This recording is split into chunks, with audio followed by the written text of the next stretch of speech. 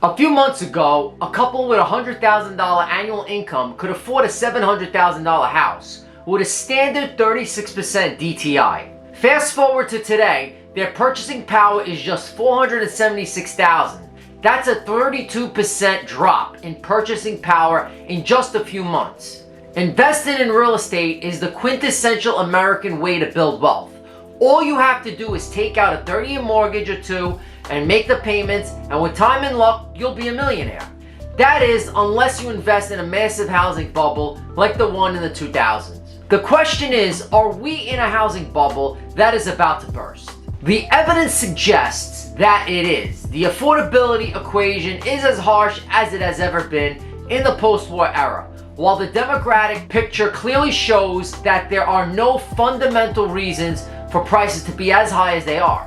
The iShares Home Construction ETF, the main ETF that tracks the residential real estate industry, is down 30% this year. But when you look at the underlying economics of the housing market, ITB really should be much lower. Mortgage rates have risen above 7%, making it impossible for most buyers to finance a home unless prices fall by a magnitude comparable to or greater than the 2008 housing crash. And interest rate shocks combined with housing changing hands for illogical bubble prices has effectively shattered the housing bubble, with rapid month-over-month price declines now taking effect. What really happened was quite simple. Mortgage rates at 3% caused chaos. Under the pretense of a pandemic, the Fed effectively held mortgage rates at 3% for nearly 2 years. This caused prices to rise and create a housing shortage by distorting the market. Prior to this, global central banks, such as European central banks and the Bank of Japan, engaged in crazy quantitative easing programs which caused global money to pour into the US treasuries, causing US mortgage rates to be lower than they would already be. As a result, prices increased, while income did not. QE policies can be useful in emergencies, but when they are abused, they cause far more problems than they solve. Now QE is being replaced with QT, allowing the free market to set prices rather than politicians. And the results have been somewhat shocking, with mortgage rates surging past 7%.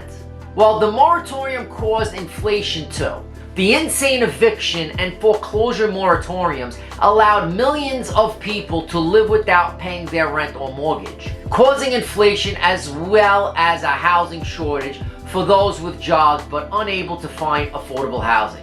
Because millions of units of the housing they needed were effectively occupied by squatters, now that the politicians have left the rental market, asking rents that are falling as high prices destroyed demand.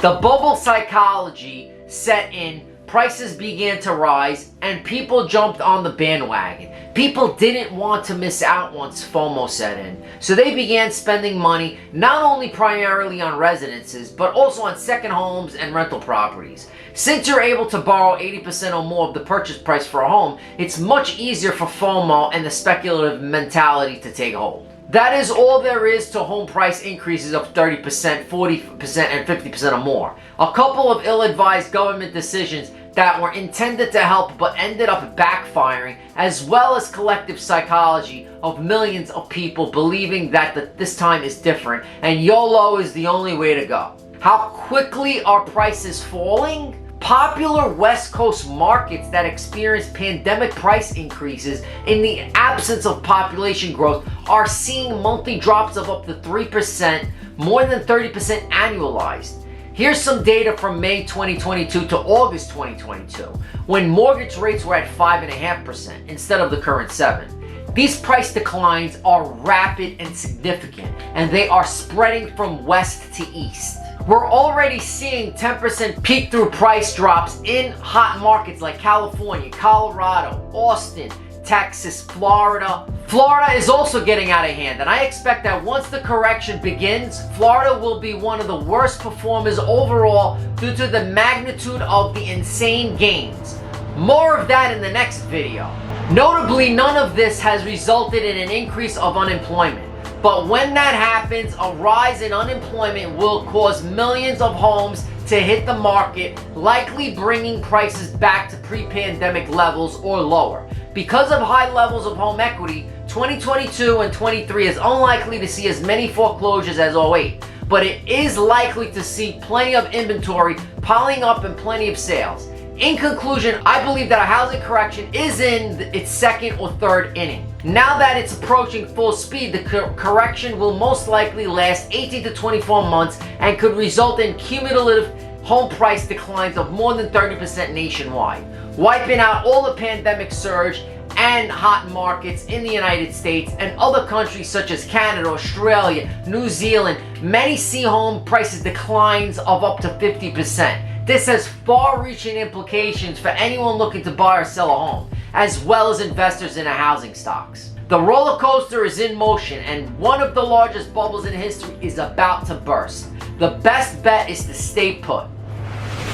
Alright guys, thanks for watching this video. If you got any questions, please leave a comment. And nonetheless, hope you liked it, and I'll see you in the next video.